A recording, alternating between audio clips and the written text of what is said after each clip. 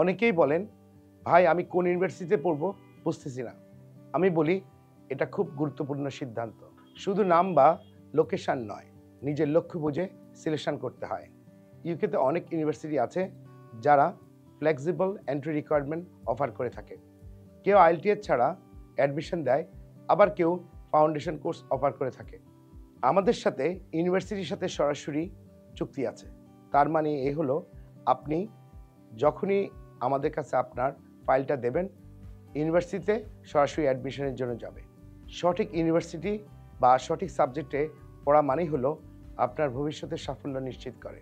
আর মনে রাখবেন, ভুল সাবজেক্ট বা ভুল ইউনিভার্সিটি সিলেক্ট করা মানেই হলো আপনার সময় ও টাকা দুটোই নষ্ট।